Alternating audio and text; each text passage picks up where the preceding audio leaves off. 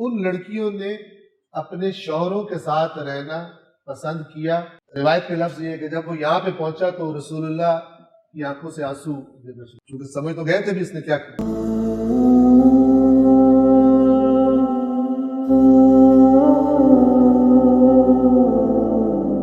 آیت نمبر 57 اور اس کے بعد کی چند آیات۔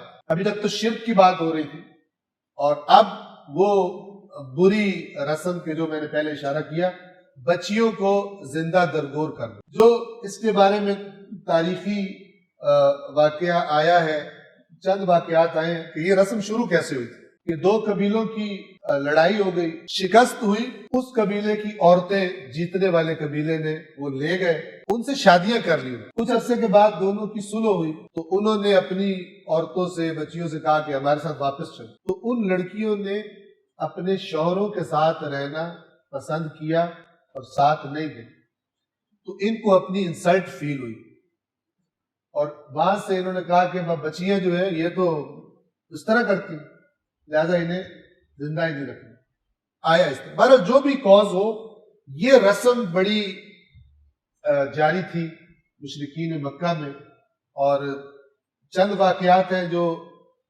بعد میں لوگ ایمان لائے اور اللہ کے رسول کی خدمت میں حاضر ہو کر انہوں نے توبہ کا طریقہ پوچھا۔ ایک آپ کو بیان کرتا ہوں کہ ایک شخص آیا جو مسلمان ہوا، ایمان قبول کیا اور اللہ کے رسول کے پاس آیا مدینہ میں، اور آ کر کہتا ہے کہ یا رسول اللہ، مجھ سے بہت بڑا گناہ ہوا۔ ظاہر ہے ایمان انسان کے دل کو بدل دیتا ہے، ایمان ہوتا ہی وہ ہے جو بدل دے، ورنہ تو ایمان ہوتا ہی نہیں، وہ تو زبان کا ایک بس ٹیسٹ ہوتا ہے، تو اچھا لگے تو رکھو، اچھا نہ لگے تو نکال دو۔ اللہ کے نبی نے فرمایا کہ کیا گناہ کیا؟ اس نے کہا میں نے بہت بڑا گناہ کیا، مجھے معافی مل سکتی؟ تو اللہ کے رسول نے کہا کہ بتاؤ۔ تو اس نے کہا کہ ہمارے یہاں آپ کو پتہ ہے بچیوں کو زندہ دفنا دیتے، تو میں ایک دفعہ کسی سفر پہ گیا اور کوئی ایسا چیز پیش آئی کہ میں 4 سال کے بعد واپس آیا، اور مجھے نہیں معلوم تھا کہ جب میں جا رہا تھا تو میری بیوی حاملہ تھی۔ جب میں واپس آیا تو میں نے دیکھا کہ میرے گھر میں ایک بچی ہے، چھوٹی بچی ہے، تو میں نے بیوی سے پوچھا کہ یہ بچی کس کی ہے؟ اس نے کہا کہ یہ ہمسایوں کی بچی ہے، ویسے آئی ہے تھوڑی دیر بعد چلی جائے گی، ہمسایوں کی بچی۔ میں نے کہا ٹھیک۔ کہتے کافی بیوی کو معلوم تھا میرا کہ میں کیا نظریہ رکھتا ہوں، میں بچی کو قتل کر دوں گا، درگور کر دوں گا، اس نے بچنے کے لیے، لیکن کافی دیر گزر گئی، بچی ہماری طرف، میں نے سمجھا ابھی جائے گی، ابھی چلی جائے گی، کسی کام آئی ہوگی، کھیلنے آئی ہوگی، چلی جائے گی، وہ نہیں گئی۔ اب جب کافی دیر نہیں گئی اور ٹائم گزرا تو میں نے بیوی سے کہا کہ صحیح سے بتاؤ یہ بچی کس کی ہے؟ تو پھر اس نے کہا کہ جب آپ گئے تھے سفر پر تو میں حاملہ تھی، اور میں نے اس بچی کو جنم دیا، اور اس لیے میں نے آپ سے جھوٹ بولا ہے کہ مجھے خوف ہے کہ آپ اس بچی کو قتل کر دیں۔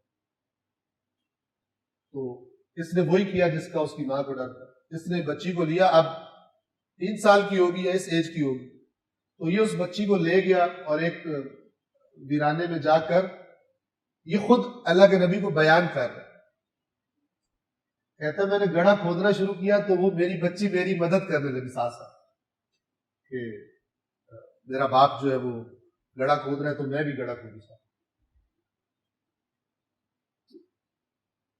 روایت کے لفظ یہ ہے کہ جب وہ یہاں پہ پہنچا تو رسول اللہ کی آنکھوں سے آنسو گرنا شروع، کیونکہ سمجھ تو گئے تھے بھی اس نے کیا کیا۔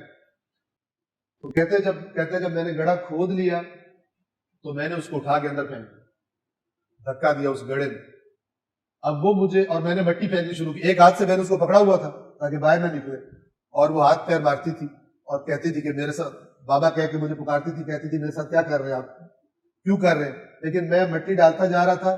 پھر یہ شخص کہتا ہے کہ مٹی ڈالتے ڈالتے میری داڑھی پہ مٹی گری، تو وہ میری داڑھی صاف کرنے لگی اپنے ہاتھ سے، یہاں پہ مٹی لگ گئی، اور کہتا ہے بالآخر میں نے اس کو دفنا دیا۔